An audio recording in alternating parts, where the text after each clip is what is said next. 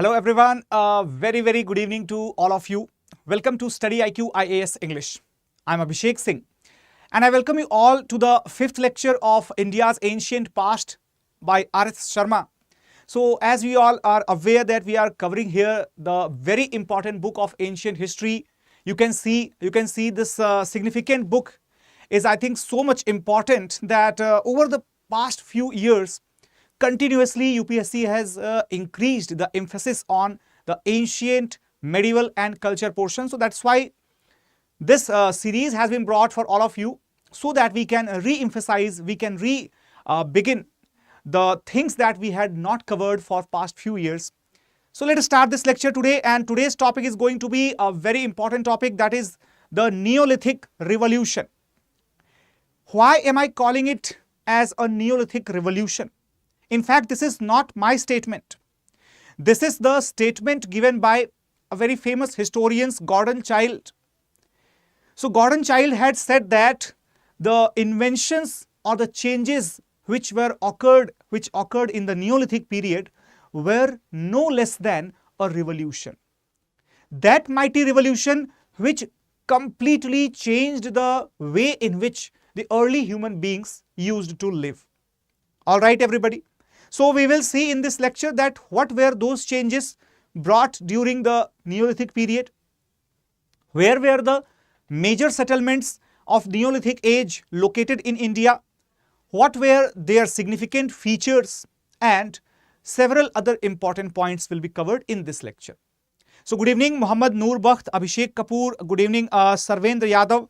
Guys, before we could proceed further in this lecture, kindly share this lecture with all of your friends in whichever social media you are having, your colleagues, friends, or people who are preparing along with you. You can share this video with all of them. This will be very useful for everybody who is going to watch it. So let us start the lecture without any further delay. But before proceeding further, let me tell you one thing, that we are starting a P2I, that is Prelims to Interview batch for all the students who are aspiring to appear for 2024 Civil Services examination. And this batch will be having very considerable and significant advantages for the candidates. For example, the comprehensive coverage of the GS syllabus, mains residential program will be there, and the comprehensive guidance for interview will also be provided. This batch will be available in 3 different medium: bilingual, pure English and pure Hindi. And the original cost of the batch is rupees 70,000. However, if you are using this code ASR Live, and let me tell you that this code does give you a extremely advantageous position, because you are going to get this course at rupees 29,999 only, given that you are using this code.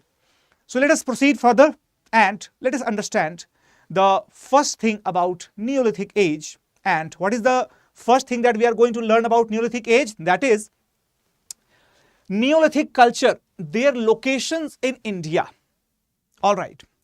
Have a look on this map particularly, and you will realize one thing, that Neolithic culture that was primarily present in the northwestern corridors, that was present in the northeastern corridors, and that was present in the southern corridors. Okay, southern India. So first of all, you need to understand that why in these places, why not here in the Gangetic Plains, except a few locations which were in the hilly areas, okay, hilly areas of Vindhya. Apart from that, you do not find any significant place containing the evidences of Neolithic age anywhere in the plains, anywhere in the river valleys. Why is it so? Who can answer this question in the audience?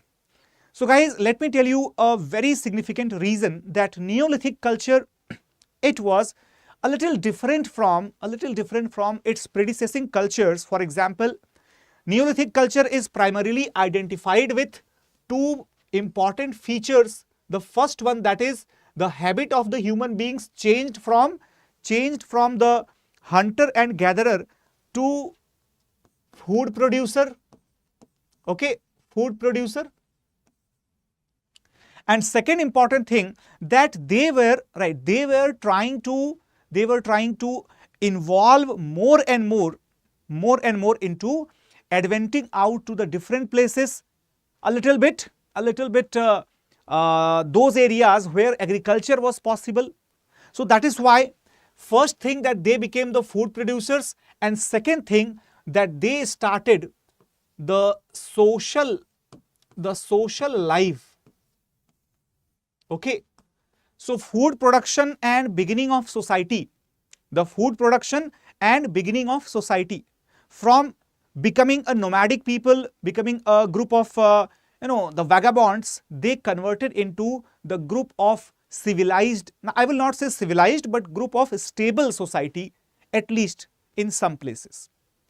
So was it difficult to settle in this area? Definitely it was difficult. Why so? Obviously, the presence of huge rivers and huge river plains were not conducive to the needs of the early men in the Neolithic period. They needed the soil, they needed the plains, but in a very small scale.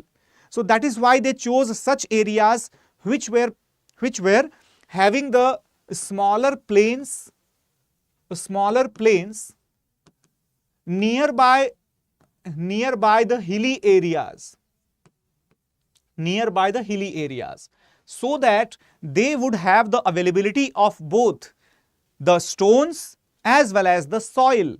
Okay, everybody. So I hope that all of you got the clear understanding that why are the locations of Neolithic period restricted to a few geographical corners or few geographical cordons of India. Okay, everyone. Now let us understand further the Neolithic settlements in India. As we discussed that these sites are highly varying in their antiquity. For example, if we talk about the antiquity of the Neolithic sites, that how much old are they? So the sites which are present in the southern India, they are not older than 2500 BCE. However, some latest excavations in the district of Madurai in Tamil Nadu or Nalgonda region in Andhra Pradesh, okay, in Andhra Pradesh, Telangana, that region. So Nalgonda and Madurai, these places have resulted into the excavation of new sites which belong to the Neolithic period, but their antiquity is as old as 2000 BCE up to 6000 BCE. Okay, 2000 to 6000 BCE. So this indicates that even though R.S. Sharma clearly tells us that in southern India, hardly any places are there which are older than 2500 BCE. That means they are not older than 4500 from now onwards.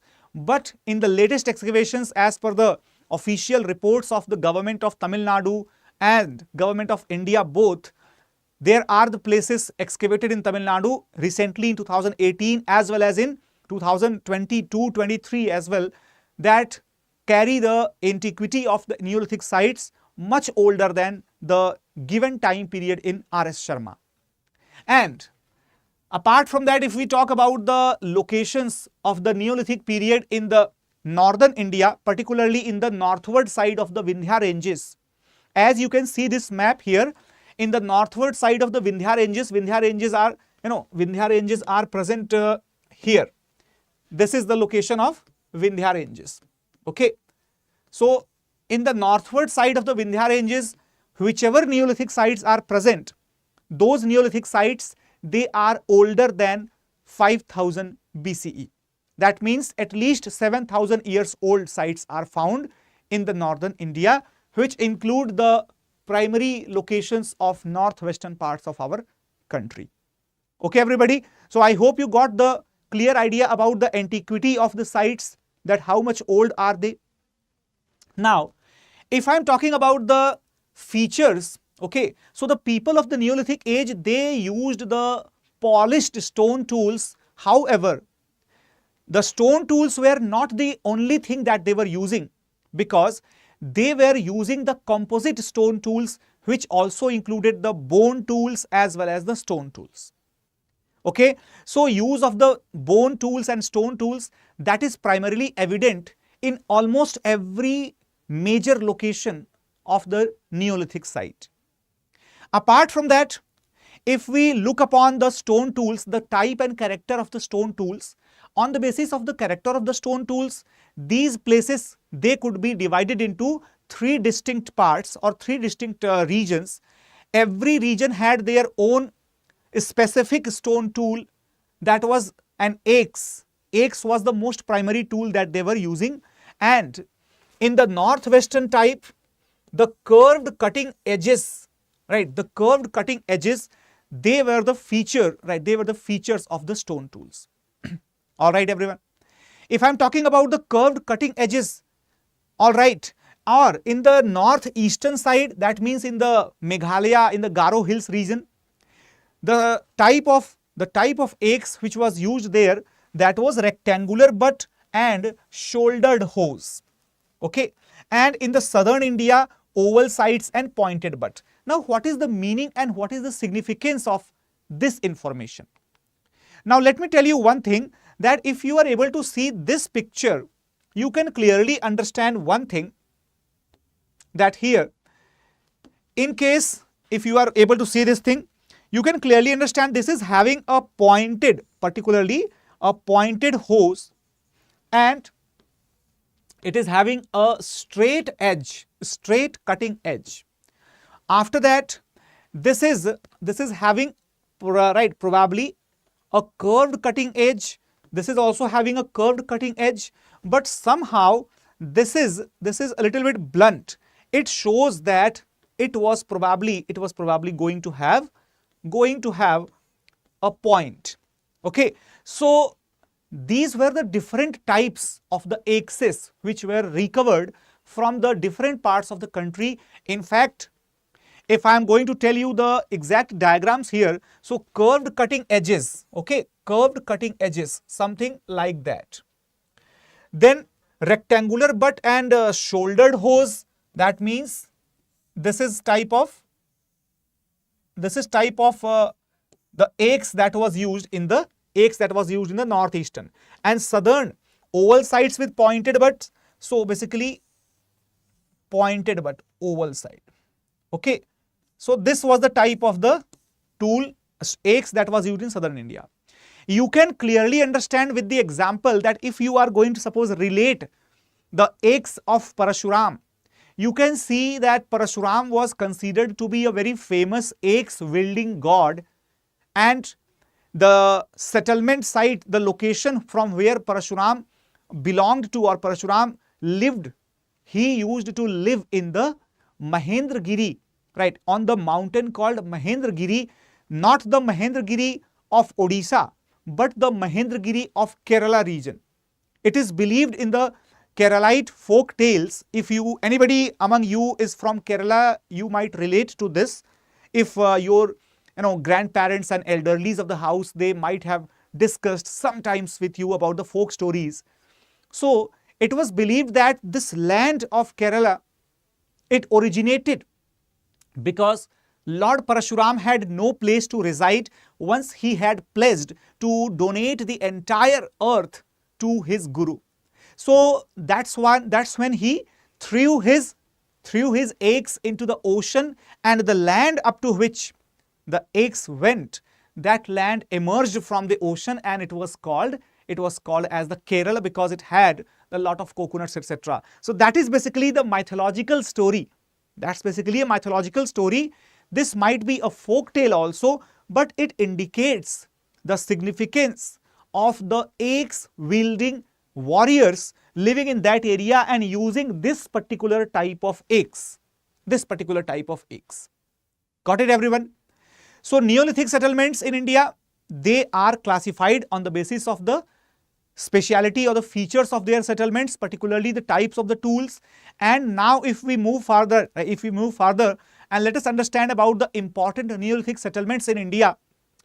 So first of all, we will talk about the Neolithic settlements in the northern India, and the most important site that is present in Jammu and Kashmir, and that site is Burj Home. UPSC has continuously asked the questions in the prelims examination and they have asked the questions in prelims examination in 2011, 2014, 2015, right? So in fact, in the last 2 or 3 years, they have not asked the question from this particular topic. However, we may never know that UPSC can ask the question from which topic. So it's very much advisable to all of you that why not we should prepare the topic which have already given a few questions in last 5 to 10 years. Okay, everyone.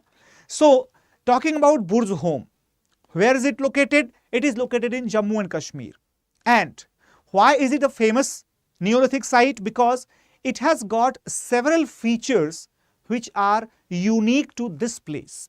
For example, there is the complete absence of the microlithic tools. What does that mean?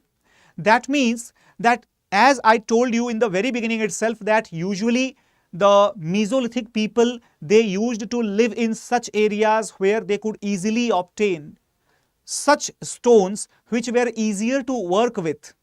They were hard, but at the same time they were easy to make into the smaller tools.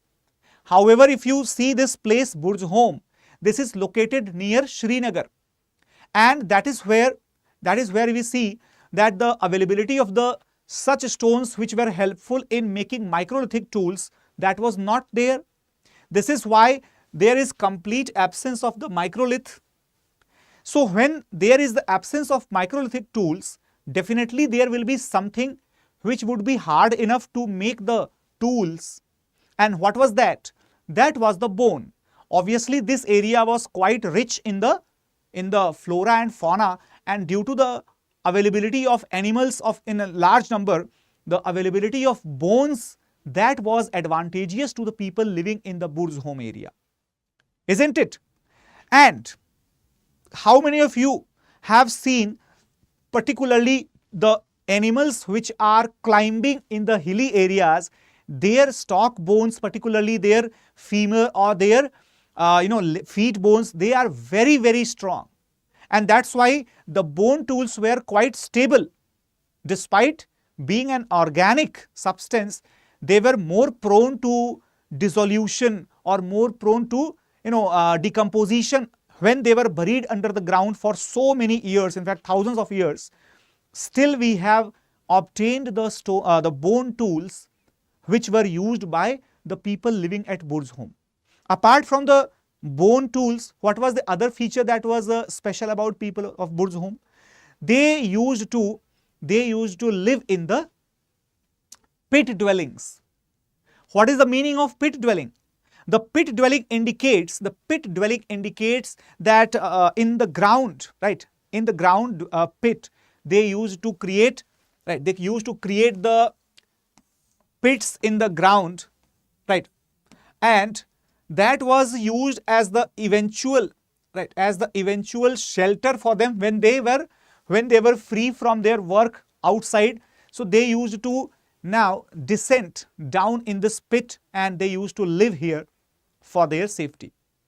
This pit was also useful looking at the climatic conditions of Jammu and Kashmir, as it used to be extremely cold, and therefore it was much warmer, right? Much warmer than the external house, right? Than the external houses. And as we all are aware, also there was no available technology, right? No available technology which enabled them the construction of house, okay, for construction of the stone houses. Okay, everyone. So they were not having any such technology which taught them how to construct the stone houses, because in Jammu and Kashmir region or in any hilly area, naturally you will have the stones, but they will be the blocks of the stone, boulderous stones, which are very difficult to work with. And these people, since they were the early people and they had no such technology to construct the houses, so therefore they found it easier to dig a hole in the ground and then live in that pit so that it would be safe from the harsh weather conditions, from the presence of wild animals. Also, it will provide them the feeling of a close knit bond in their familial existence. So I hope you got the understanding that why were they preferring the pit dwelling rather than anything else. Okay, everybody.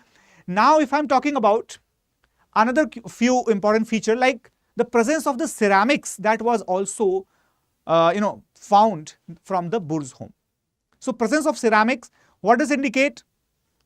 As you all might be aware that the Himalayas, as we move towards the higher region and look at the geological composition of the Himalayan rocks, then we can have the idea that Himalayan rocks are not just sedimentary, but if we talk about the greater Himalayas, they also have the presence of the metamorphic rocks. Okay, and the ceramics, they were usually derived from such metamorphic rocks found in the higher Himalayan regions or the greater Himalayan regions, and that is the unique feature which is absent in any other Neolithic site of India, that is the presence of the ceramics. Now, if I'm talking about the other important feature, that is the practice of agriculture. Okay, so what is the meaning of this practice of agriculture? Was it not done anywhere else? Obviously, it was done. But if I'm talking about the practice of agriculture at Burj home, then this becomes special. And why so? Because Burj home was located in a valley, not in the plain, not in the fertile river plain or something. It was located in the valley of Kashmir, which means it had to adjust with the harsh climatic conditions, which means that agriculture by the time of the Burj home settlement, that was quite well developed. Only because of that, the residents of Burj home were able to cultivate the crops despite the weather conditions were unfavorable. Alright, so that is why this is a very special feature, and animal husbandry was always there. Use of the coarse grey pottery. So pottery that was also found in the Burj home region. Which colored pottery? Grey color pottery. What was the level of refinement? Was it a refined pottery? Was it a great quality of pottery? No. It was a coarse pottery. That means it was not very finely made, but definitely it was used. Definitely it was made. Okay. Most probably it was a handmade pottery that was obtained from there. Then the burial of the domestic dogs with their masters. Now this is something very, very unique. In fact, the sites of Burj home and the Gufkaral,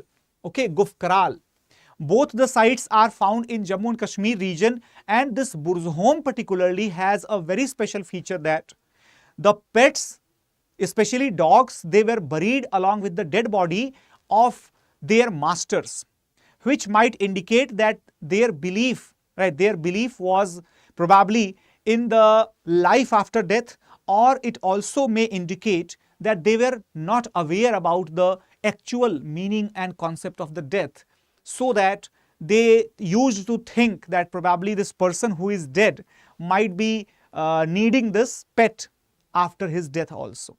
Okay, so these were some you can say conclusions from the features of Burj home as a particular Neolithic site. Now, if I'm talking about another few sites, right, you can see this particular image as well. You can see this particular image as well that is obtained from the Burj home. These are the stone tools. Okay, these are the stone tools, as I told you that the presence of the stone in that area is usually of the heavier and larger stones. So that's why microlithic tools are not possible to make. These are larger tools. Okay, everyone.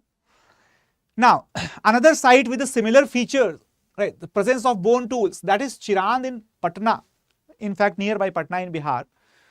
And there the use of the antler bones, or antler horns, that is found. What is the antler? Basically the horns of the stag or any other antelopes which have the horns. Okay, So if we talk about the other places, so here the number of the Neolithic tools and settlements have been found in the Garo Hills, in the Vindhya Ranges and in the Kaimur area. So which are the locations present in the Garo Hills? Very important to note it down, because Northeast India has been in the news recently, and also there was a discovery of few places. There was a discovery of a few new places related to the Neolithic sites in the Meghalaya only. So that's why you may expect a question in your prelims examination. So the places like the Chibragri, the places like Bhatbari and Rongram in the West Garo district, they are some of the famous locations related to the Neolithic age in Meghalaya. Apart from that, Koldihwa and Mahgar near Prayagraj in Uttar Pradesh, so they are the famous locations in the Uttar Pradesh, particularly the Vindhya region. If I am talking about a few more places in the Vindhya region, you can also enlist the Belan Valley in such list. Okay, and in fact the Neolithic sites have also been recovered from the plateau region of Bundelkhand particularly, right? But those are still under excavation and therefore they are not the part of any books here. If I am talking about the places in Kaimur range, so you can see the Rohtas district of Bihar, that has got, Rohtas region of Bihar has got a place called Senwar, and in Bodh Gaya, nearby Bodh Gaya, there is a place called Taradih. Okay, Taradih. So Taradih and Senwar are two places in Bihar region. Okay, right. Bihar region means Bihar, Jharkhand, Kaimur, that entire area, the entire western part of Bihar, Jharkhand is Kaimur region. The eastern part of Bihar, Jharkhand, that is Chota Nagpur region. Okay, southern Bihar and eastern Jharkhand. Now, if I am talking about the Neolithic settlements in southern India, so we have understood about the Neolithic settlements which are present in the northern India. Now let us understand one by one about the Neolithic sites present in the southern India. Okay, everybody. So southern India, as far as the historical places are concerned, that is more significant in the UPSC examination, because usually UPSC tries to balance out, right, the historicity of the northern and southern India. It is obviously observed that most of the people, they focus more on the history of the northern Indian parts, but UPSC likes to maintain a balance. This is why the southern Indian places have been a constant favorite of UPSC regarding the locational questions, where a particular location is given and we have to make a match. For example, probably in 2014 or 15, there was a question where a few sites were given and we had to make the correct matching of those sites. In fact, in 2018 also, there was a question in which one of the places in Karnataka, one of the places in Uttar Pradesh, all these were given, and out of 4 different places, 3 different places were from the southern India. So if we observe the question paper carefully, we can find the nature of such questions are quite common. So South India has the largest number of the Neolithic sites due to the easy availability of the stones. That's a very common thing. Everybody can understand that southern India has got a very large presence of the stones due to the plateau regions. That's why maximum number of the Neolithic sites are found in southern India. However, the features of the Neolithic places in southern India are quite similar. That is the use of the axes made of the stones and the blades made of the stones. So if we talk about the use of fire baked earthen pots, so that is something special in southern India which was absent in the Burj home or absent in the Meghalaya region, which means we can say that probably the earliest fire baked pottery in the Neolithic culture, they can be obtained from the southern Indian places. If we see, they had the remains of the dairy products. So the discovered potteries, they had the remains of the dairy products. Most probably they had the milk solids found in that pottery. What does this indicate? This indicates the use of the cattles use of the cattle for the milk produce. Okay, so this is a very, very important feature, that use of the cattle for the milk products. Now that was something which was absent in the earlier Neolithic periods, but here this is found in the southern India. Apart from that, there were the querns which indicate the cereal production. Querns, what is the meaning of quern? You might have heard the word called chakki, right now. So the querns which were found, they indicate that there was the grinding of the corns. Okay, the grinding of, for grinding the millet corn. Okay, millet corn. So this grinding of the millet corn, that indicated that production was quite ample in these areas, or they had probably also invented the use of the corn flours or the use of the grain flours, probably in making chapatis or something. So we can say that these type of food habits, they existed in the southern India. Now UPSC can ask a question that consider the following statements. For example, the nature of question that they can ask here, something like that. Okay, consider the following statements. Just a second. Consider the following statements. Statement number 1. The Neolithic settlements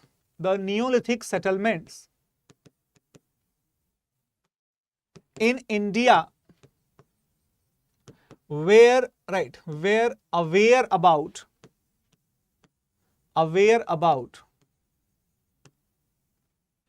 the use of manures. Okay, manures. Second statement, they produced the grains like millets, barley, etc. And third, dairy products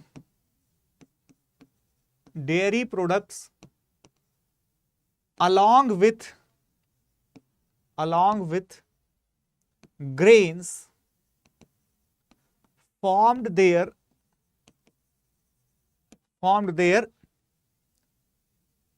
staple diets. Okay, so you have to choose that how many statements, okay, how many statements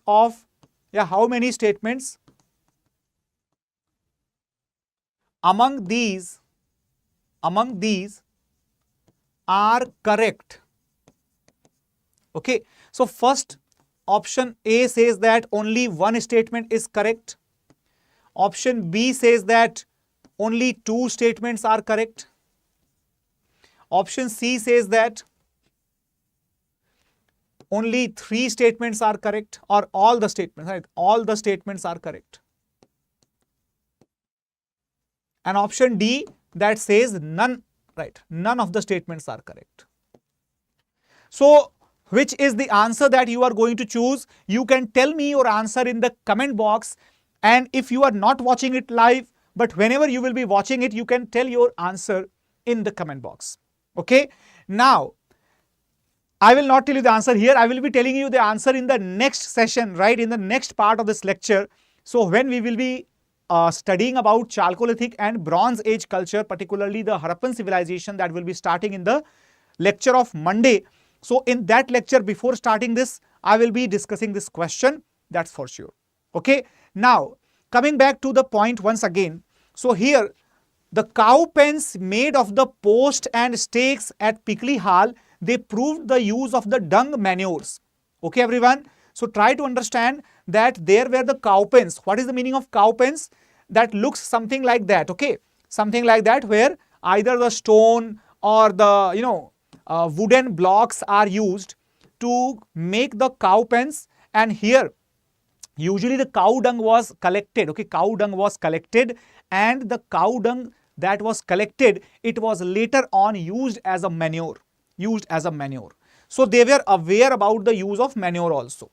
Ash mounds and habitation sites indicate the transferring of settlements, which indicates that they used to transfer from one location to the other location. They used to transfer their settlements from one to other, which means despite not practicing the jhum cultivation or shifting cultivation, they were still practicing the shifting pattern of their settlements, which indicates that they were still not civilized completely, still not settled completely at one location. Okay, everyone? So such type of statements or such meaning of any statement, that shall be correct in the question of UPSC. Now, if I am talking about a few more features of the Neolithic sites in southern India, so guys, there are more than 850 settlements, right, which are found in the southern India. Some of the famous ones, they are Utunur in Andhra Pradesh, all right. Then the places such as Nalgonda in Telangana and the Pavaral Gutta in Telangana. Then in Kerala, we have the Edakal caves in Wayanad. Guys, Edakal caves are also famous for, famous for the famous for the cave paintings. Okay, so Neolithic cave paintings are found in Kerala. Remember that statement. This could be your next question in the UPSC, where they will be giving you 3 statements, 4 statements. Out of that, one statement will be Neolithic rock paintings or Neolithic cave paintings are absent in southern India. And that statement will become wrong. Why? Because they are found, Neolithic cave paintings are found in Kerala. Then in Tamil Nadu, the places like Payampalli and the places like the Varatanpalli and Baragur and also the Tirumangalam. So all these places are famous Neolithic sites. This Tirumangalam, it is located in Madurai district, and it was recently discovered. Okay, and at the same time being recently discovered, this is the oldest site of Neolithic culture in the southern India, and it goes as far as up to 6000 BC old. Okay, in Karnataka we have so many places, particularly Maski, Brahmagiri, Hallur, then Kodekal and Sanganhallu and Piklihal and Takkalkota. All these are the places which are related to the Neolithic settlements in Karnataka. So I hope that you all got this idea very clearly. All right, everyone. Now, if I'm talking about the other features, so let me just make it very clear to all of you that Neolithic settlers, they had the great knowledge about farming and particularly the farming of the cereals. Cereals means the food grains. All right, everyone. So here, the Neolithic settlers were the earliest farming communities. Remember this line, I'm just doing it underline because this is very, very important. Earliest farming communities, they broke the ground with a stone hoes and digging sticks. How were they cultivating the food grains? They were using the digging sticks and stone hoes. Okay, stone hoes. In end of which the ringed stones were weighing on the 1/2 of a kilogram to fix. Besides the polished stone tools of the stone, they used microlithic blades. All right, everyone. So usually they utilize the different stone tool technologies to do the cultivation. Yes, Abhishek, chat of everybody is visible. Everybody's chat is visible. All right. So I think those all who has given the answer, Sarvendra Yadav and Abhishek Kapoor, and apart from that, I think nobody has given the answer. Guys, try to give the answer whenever there is a question in the class. Okay. Now, if I'm talking about their living, so they lived in the circular or the rectangular houses made up of the mud and reed. So their living was in the circular or rectangular houses. In general, we are talking about. We are not talking about particular place. In general. Apart from that, the primitive people lived in the circular houses. They owned property in the common. So what is the meaning of this? The common, okay, common or joint holdings of land. That was a feature. Then in any case, these Neolithic people led a settled life and produced ragi and kulati, that means chana or horse gram. They also produced rice. So these are important terms, right? Remember that. Good evening, SRCC, very good evening. The Neolithic people of Mehergarh, they were more advanced. They produced wheat and barley and lived in the mud brick houses. Now remember one thing. If I am talking any time that people of the Mehergarh were more advanced, how many of you can tell me the reason? The reason is geographical. Let me tell you, the reason lies in geography. How many of you can the exact reason that why was it so that Mehergarh and the nearby areas were doing everything earlier than the rest of the parts of our country? What was the reason behind that? Try to tell that reason in the comment box, and let me give you a small hint that the reason, the answer is in geography, okay? During the Neolithic phase, several settlements became acquainted with the cultivation of cereals and domestication of animals. So they needed the pots in which they could store their food grains, and also the pots for cooking, eating and drinking. So this is why pottery first appears in this phase, which was the handmade pottery initially, but later on the people used the foot wheels to make the potteries. So that the potter's wheel came to Balochistan from Western Asia and spread it across the subcontinent. Got it, everyone? So usually we can say that the use of pottery became common in this time period. The cultivation of cereals became common in this time period. Domestication of the animals spread it everywhere in this time period. At the same time, the use of cooking food in this time period that started. The use of the grinding that started in this time period. So many changes in the way of human life, in the way of the living of the human beings. So many changes were introduced in the Neolithic time period, and this is why the Neolithic time period is often called as the Neolithic Revolution. Now, I asked a question to all of you that what was the reason that the Balochistan area, particularly Mehergarh, it saw the development earlier than the rest of the parts of the country. The answer lies in geography. I had given the hint. Let me tell you the pattern of rainfall and soil which is present in the Balochistan region at present. That is very dry, arid climate, less rainfall. However, in that area, if I talk about the weather conditions 4, 5, 6, 7,000 years, 8,000, 9,000 years ago, there must have been the better rainfall. There must have been the presence of good and moistured soil, as well as the presence of sufficient vegetation to retain that moisture. So something very similar to the present day Western Uttar Pradesh or Haryana or the parts of Malwa region in Madhya Pradesh. Something very similar. These areas also, they don't have extremely dense forest. They don't have extremely well irrigated and drenched areas from the river, but they have good soil, decent moisture and decent rainfall, and that is extremely suitable for the civilizational development. And the similar type of climate might have existed in the times when we are talking about Mehergarh in the Neolithic period. Okay, everyone? So that is the probable reason.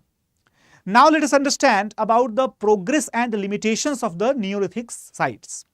As the Neolithic sites were quite developed as compared to the previous parts of the Stone Age, however, there were certain limitations and certain progresses. Progresses were quite many, like remarkable technologies, right?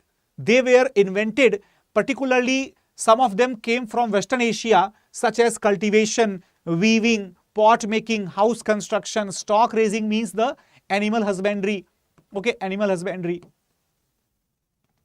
South Asia also received the art of writing from the Western Asia. This is claimed by many historians, including R.S. Sharma also. Okay, good evening Mukund, very good evening. Yes, Sarvendra, absolutely, that's very good answer, Sarvendra, absolutely. So here if I am talking about, right, if I am talking about these technological contributions from the Western Asia, let me tell you that there are different claims by the present historians who try to debunk, try to decline or deny these conclusions made by R.S. Sharma. They try to say that pot making that was already present in India as well, because the places like Langhnaj in Gujarat are right, and the places like Sarai Nahar Rai in Uttar Pradesh, they have the evidences of the pottery, but these places belonged to the Mesolithic period, right? So that's why it is claimed by some other historians that, okay, that this is the time that they had discovered. Yes, house construction definitely came from Western Asia. Cultivation also. It was believed that the people living in the areas of Anatolia in the Western Asia or the Asia Minor, the part of Turkey that is in Asia, that was the region from where the cultivation had initiated. But as we all are aware that as per the latest historical researches, this has been proven that the places in Uttar Pradesh such as Koldihwa, such as Lahura Deva, these places in Uttar Pradesh have much more ancient evidences of the agriculture as compared to any place in Anatolia or in other parts of the Western Asia. Not just that, dependency on the hunting, fishing and food gathering was considerably reduced. Why so? Because they used, the Indian Neolithic residents, they used the stone celts as the tilling tools and plows, diggers, seed sowers, etc. to cultivate the different crops. However, there were certain limitations also, because their dependency, limitations, the biggest limitation that was that they were dependent on the stone tools, which could not allow them to move away from the hilly areas. In fact, they were unable to move away. Even in those areas where they tried to move, they could not move beyond a few kilometers because of the lack of availability of options. At the same time, they were unable to produce the surplus foods or surplus grains.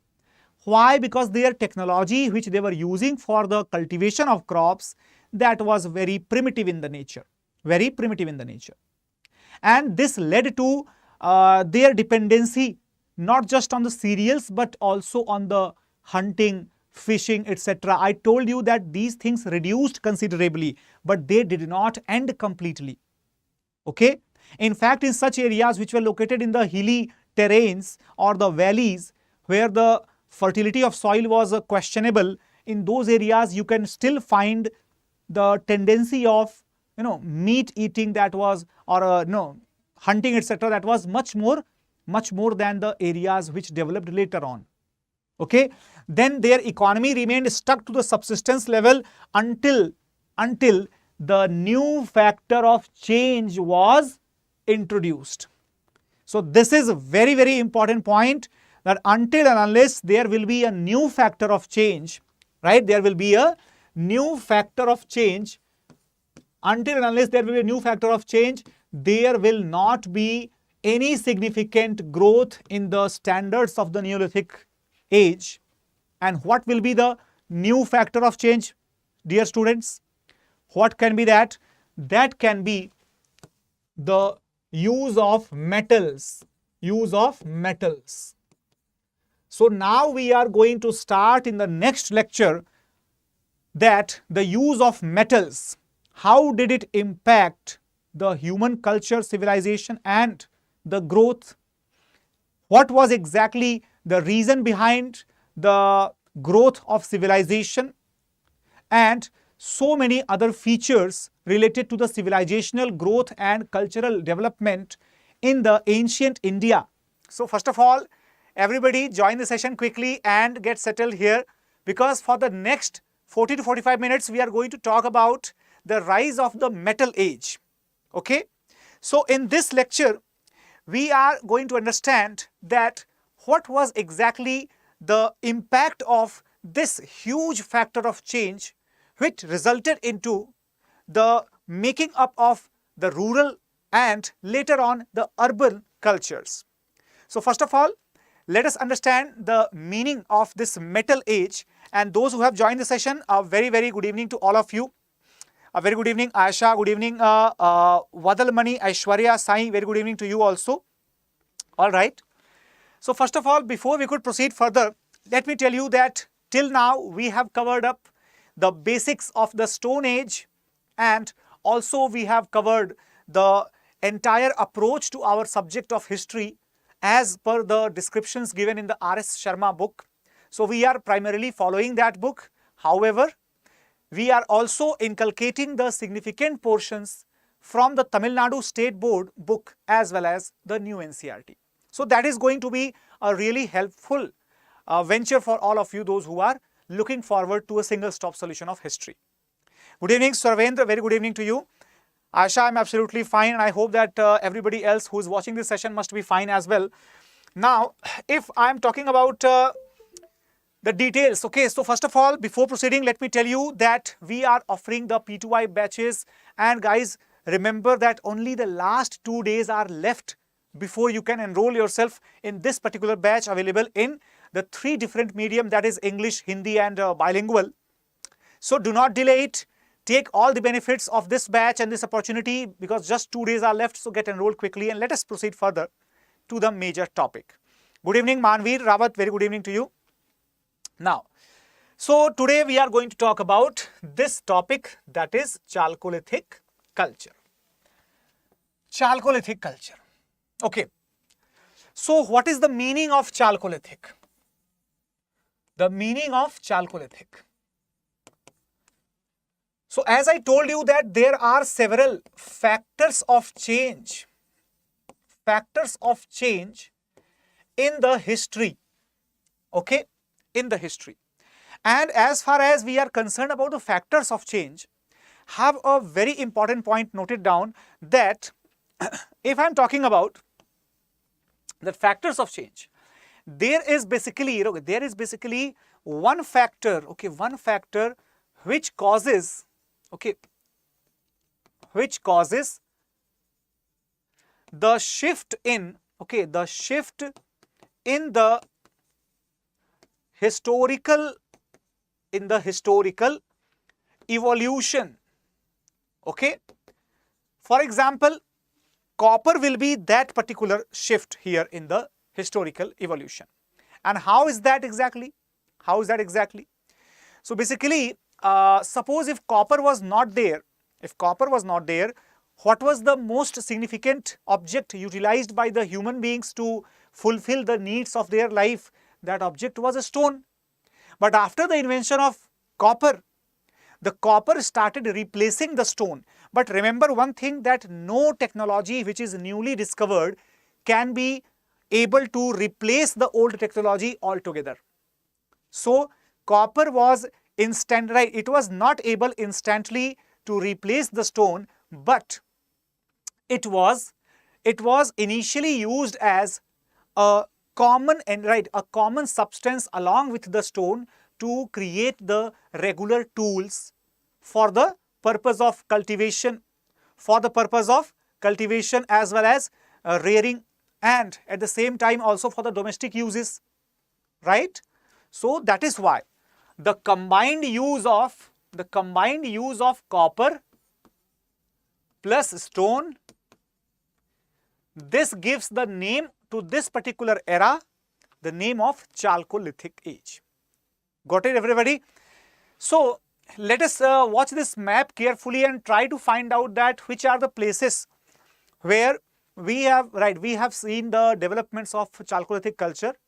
So those places are basically located, as you can see here, mostly located in the range of Aravalis or in the range of Vindhyas, okay, or here in the Deccan Plateau or in the southwestern parts of the country.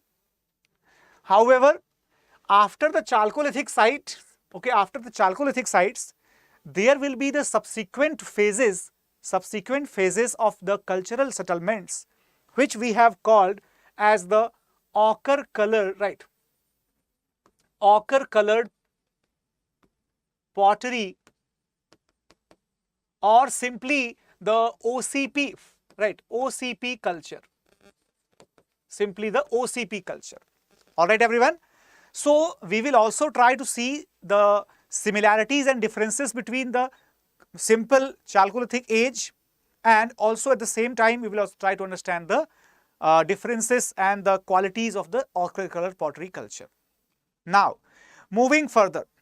So first of all, if we have to understand the meaning of Chalcolithic age, as I told you, Chalcolithic means copper plus stone together. If that is being used together, that is called Chalcolithic. In India, we have got a few famous sites related to the Chalcolithic culture, right? And which are those sites, by the way? They are mainly in Madhya Pradesh, that is Kayat culture. Then Ahar in Rajasthan on the banks of Banas river. So this is also known as the Tambavati, okay, Tambavati. And then there is Malwa, Jorve, Rangpur. All these are the places of the significance as far as the Chalcolithic age is concerned. Now the important question, the most important question. What exactly is the significance of these places? Why did the places like these saw the developments of settlements, herds, etc. in this locality? I hope that you all will get an idea that if we have to understand, right, if we have to understand the Harappan civilization as a curve, okay, in the form of a graph, then the Harappan civilization in the form of a graph, as we can see here, just a second, all right, okay. So here, it might have initiated as, right, it might have initiated as a particular culture where the initial times there would have been the less development, okay, less development.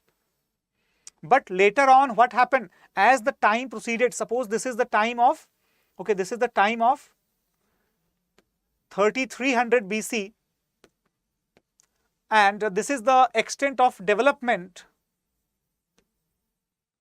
So during the time of 3300 BC, the beginning of the rural settlements and their growth to grow as the urban culture, that might have started. However, after some time, as the civilization might have declined, once again you can see the level of development that also declined. The development also declined. Okay. So here, if I am talking about, right, if I am talking about the time period of this Chalcolithic culture, so mostly the sites related to the Chalcolithic culture, they belong to this time frame of 2000 BC up to 700 BC.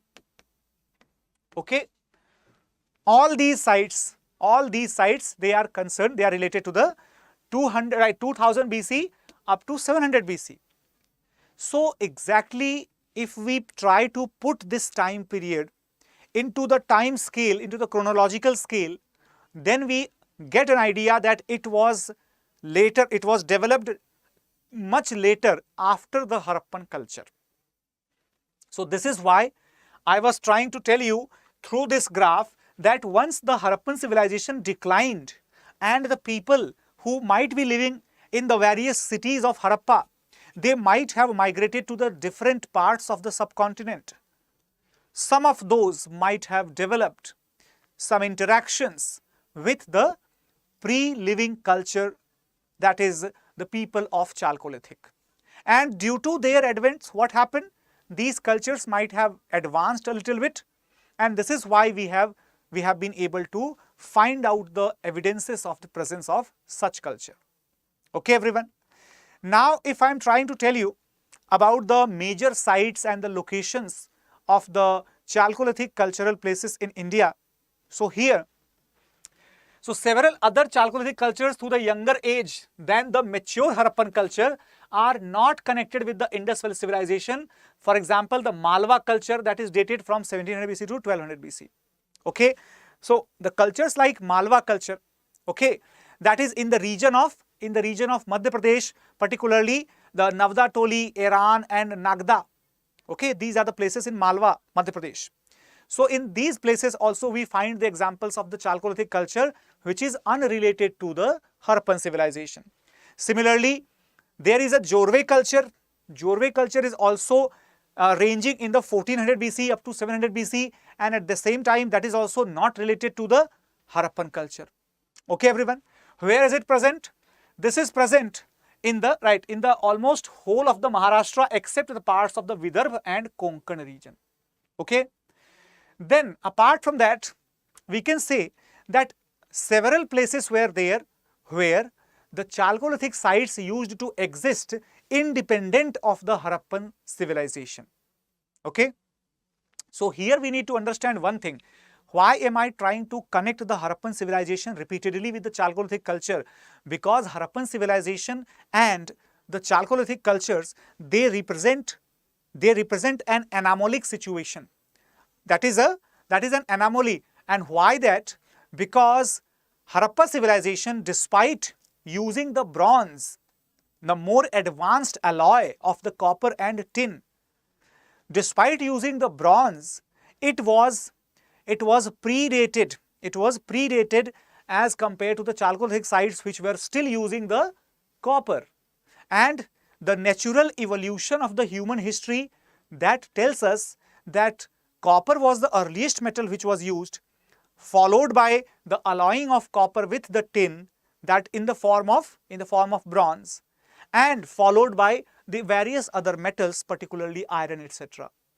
So naturally we should have seen that these Chalcolithic sites, they should have been placed earlier than the Harappan civilization. But why are they not earlier?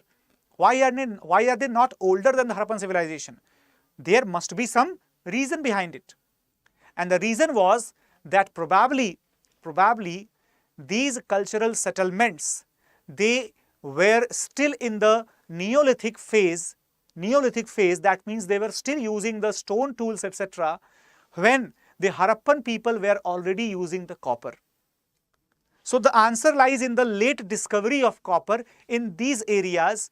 That is why the cultural development in these areas due to the use of copper that occurred a little bit later than the Harappan civilization. I hope all of you got the clear understanding of this question, which is important for UPSC prelims as well as for the mains, that despite using the inferior metal, why were the Chalcolithic sites placed as later than the Harappan civilization sites in the chronology of history?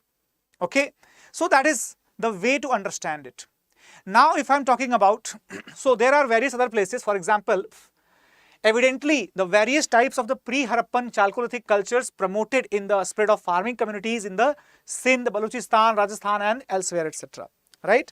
So here, if I am talking about it, so we can say that several places were there in Rajasthan, also in the Sindh region, as well as in the other places that used to reside as a separate part of the culture than the Harappan civilization. Okay, so overall what can we conclude? We can conclude that there are several places: Jorwe, Kaitha, Iran, Navda Toli, okay, and also include these ones like the Amri, Kot Diji in the Sindh, Kalibanga and Ganeshwar in Rajasthan. All these places, they were in the form of Chalcolithic farming communities which moved out to the floodplains of Indus. Okay everyone, Maheshwar ji, very good evening to you. Now if I am talking about the places of Chalcolithic culture in the mid-Gangetic Valley, those who do not understand the meaning of mid-Gangetic Valley, kindly look at this particular map. You will get the clear idea. This place from where the eastern Uttar Pradesh starts and the place up to the major portions of Bihar, these areas are called as the Mid-Gangetic Valley. They are called as Mid-Gangetic Valley. Okay. Now, if we are talking about the Mid-Gangetic Valley, so the development of the Chalcolithic sites in the Mid-Gangetic Valley, that is only 138 sites have been located. Okay, only 138 sites of the Chalcolithic culture that have been located. Whereas if we compare the southern part, that is the peninsular India, as many as 854 Neolithic sites found in the South India. Okay. So Chalcolithic sites only 138 in the Mid-Gangetic plains, whereas the Neolithic sites, that is 854 in southern India, which indicates the suitability of the southern India for the non-metallic cultural growth, whereas the Mid-Gangetic plains, that was more conducive to the development of the metal-based civilizations or metal-based culture. In fact, the people largely lived on the agriculture. Chalcolithic settlements seem to have been confined to the river junctions and upland areas near the hills. What does it mean? It means that despite being dependent upon the agriculture, they were still not able to produce enough grains by going farther from the areas of river junctions or from the areas of the foothills where sufficient rainfall was occurring. Okay, everyone? So that means we can say that still their agricultural technologies were quite primitive.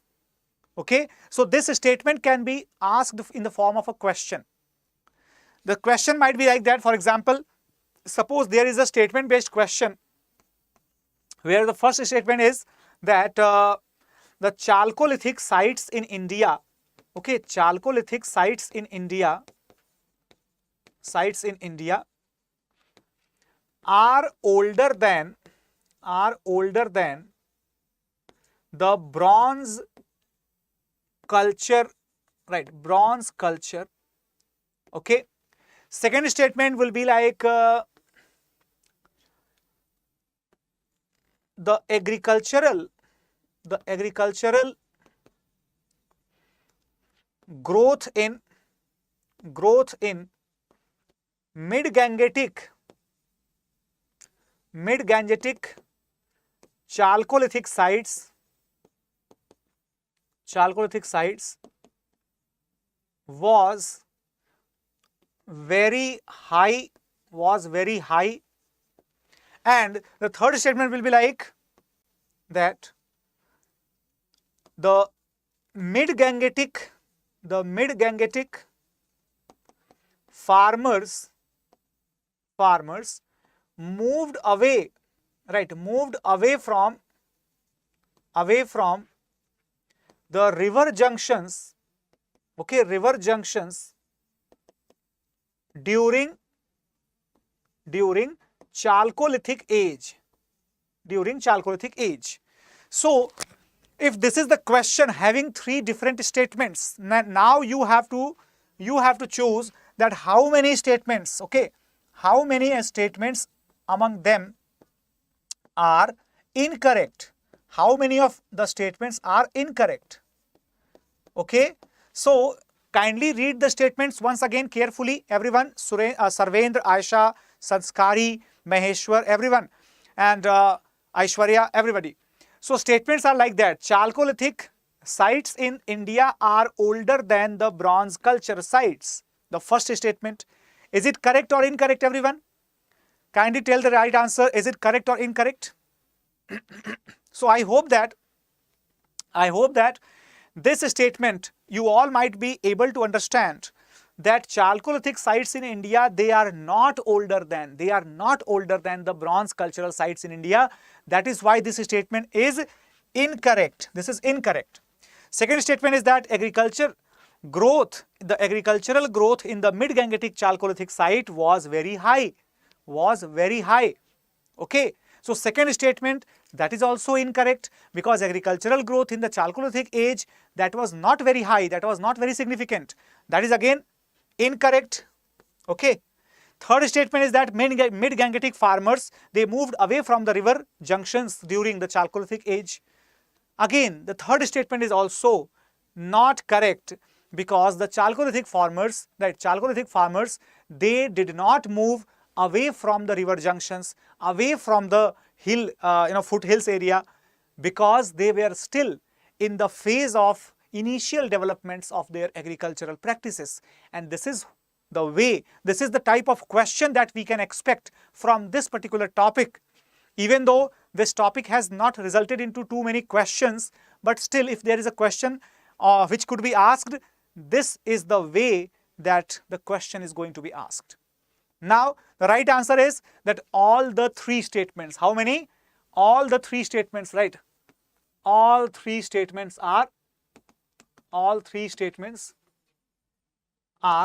incorrect. Incorrect. Okay. So that is the answer. That is the answer. Got it? Now moving further, and let us understand the importance of the Chalcolithic phase. Okay.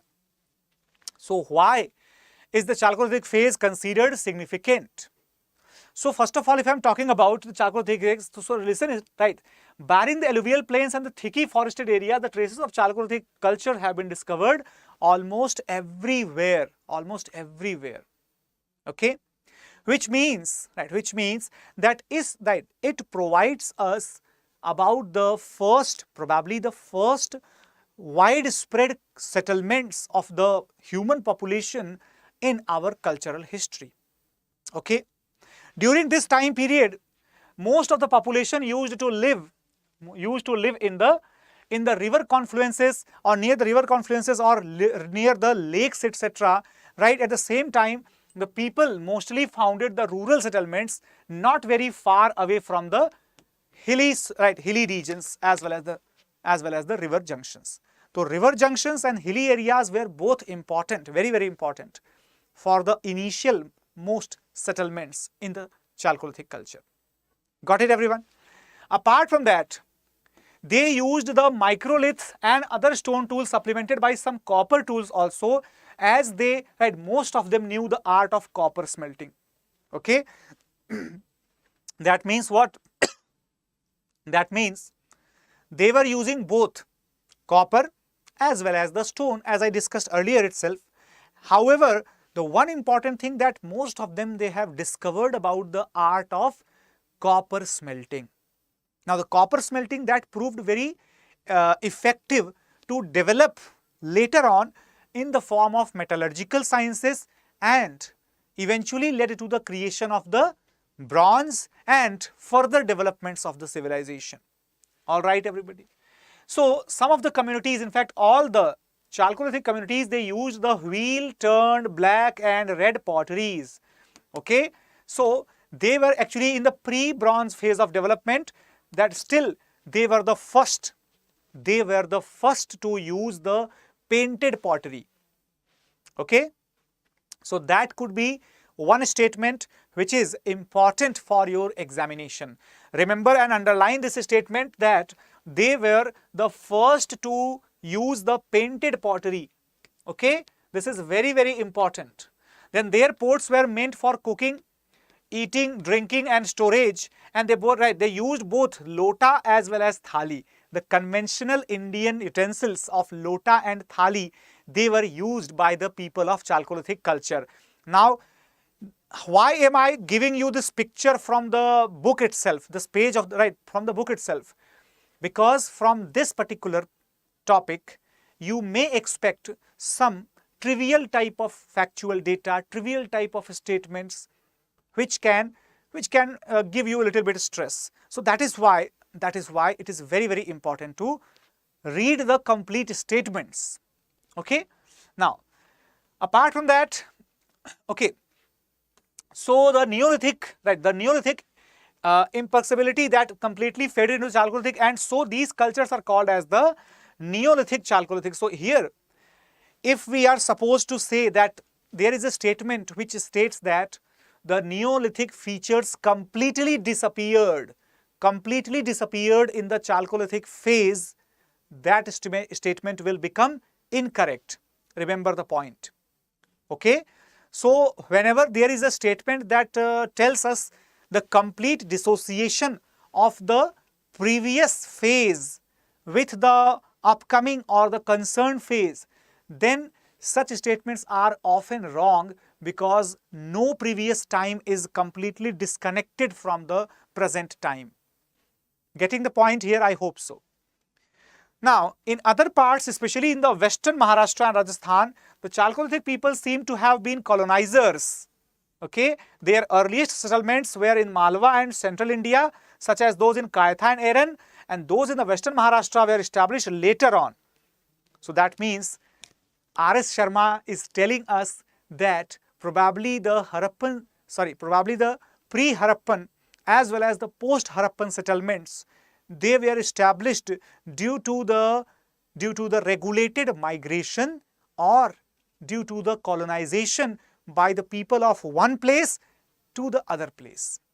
This is what this statement is trying to say. Okay. Now, so after that, the copper hoards and ochre colored pottery phase. As I told you that there are several other places apart from the conventional Chalcolithic sites present in the Malwa region or southwestern regions of the country. These are called as the copper hoard culture, copper hoards culture, or ochre colored pottery culture. Okay, so here over 80 copper hoards consisting of the rings, set, hashes, swords, harpoons, spearheads, human-like figures, that has been found in a wide area ranging from the West Bengal and Odisha in the east and Gujarat and Haryana in the west. So if you are supposed to see the map of India, so right, I am just trying to give you geometrical location here, right? So here you can see starting from the east part, that is the West Bengal and Odisha, up to the Gujarat region. In the entire central India, you are able to see the presence of the hoards of copper utensils, copper cells, copper hashes, copper swords, etc., etc. And the similar type of hoards of copper, similar type of weapons made from copper, similar type of the utensils and tools, etc., made from copper, that have been recovered from the place called as Sinoli in Uttar Pradesh as well. The historians and the archaeologists, they are trying to put up a date of approximately 2000 to 1700 BC to the cultural excavations which have occurred at Sinoli in Uttar Pradesh. Okay, everybody. So try to correlate all these things so that it becomes understandable quite easily. Now, if I am talking about the largest hoard that comes from the place called as the Gungeria in Madhya Pradesh, comprising of 424 copper tools and weapons and 102 thin sheets of the silver objects. Okay, so remember these names, these are important for your factual details. Gungeria is in Madhya Pradesh, then Gangeria, right? Then however, a substantial number of copper hoards are also concentrated in the Ganga Yamuna Doab. In other areas, for example, there are harpoons, antenna swords and anthropomorphic figures, and similar type of antenna swords, similar type of harpoons for the fishing purpose, similar type of the anthropomorphic figures, they are all recovered from the place called Sinoli, as I told you, that is present in Uttar Pradesh only. Apart from that, they were meant for not only for fishing, hunting and fighting, but also for the artisanal and agricultural uses.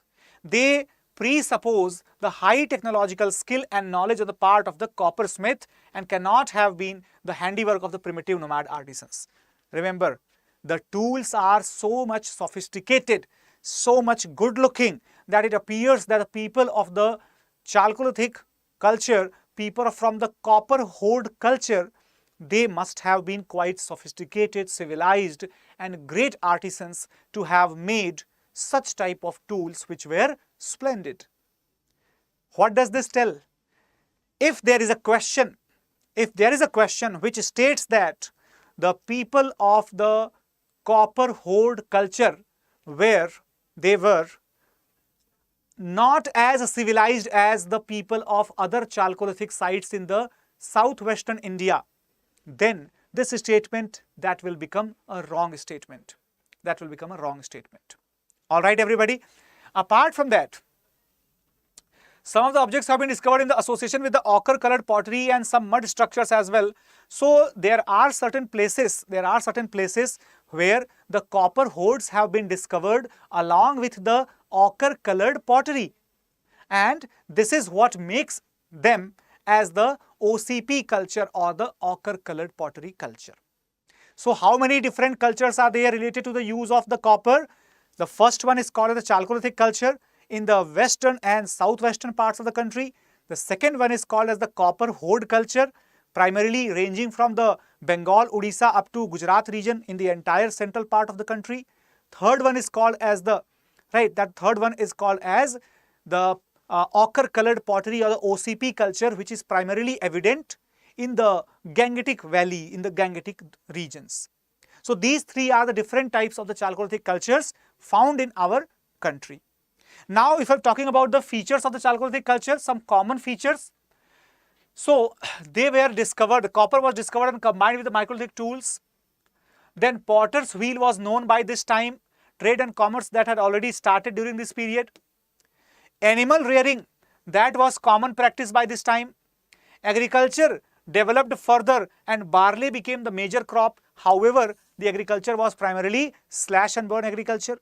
And the artifacts found included the semi-precious stone, beads, terracotta, pottery, right, ivory, etc., etc.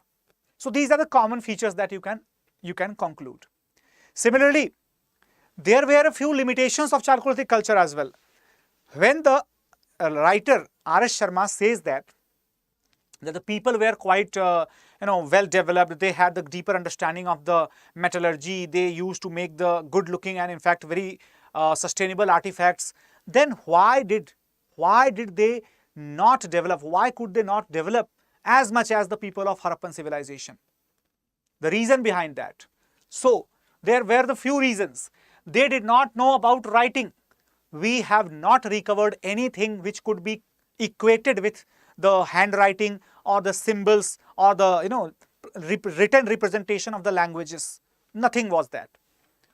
Agriculture was not much advanced. Slash and burn agriculture dominated, and that was also limited to the nearby places of the river junctions, of the foothill regions, such areas. They were not ready to expand their agricultural operations to the different places. Trade and commerce, that was not very well developed, therefore the culture was primarily rural. See, for the purpose of trade and commerce, we need to have something extra. We need to have the production surplus. For the purpose of production surplus, we need to develop some technology. We need to have the fertile soil. We need to have the advanced agricultural practices. But none of them were present in the Chalcolithic sites, due to which they could not advance their agriculture and due to which no production surplus was obtained, and that's why no trade and commerce, no significant trade and commerce could develop. Okay, so apart from the some here and there barter, we could not expect the development of the trade and commerce on a large scale, as was the case with Harappa. Although they knew the copper, no bronze artifacts are found. That means the bronze that was unknown to them. Bronze was unknown to them, which clearly indicates that their chances to grow and evolve, they were limited by the mere presence of copper and the absence of the bronze making technology in their settlements. Got it, everyone?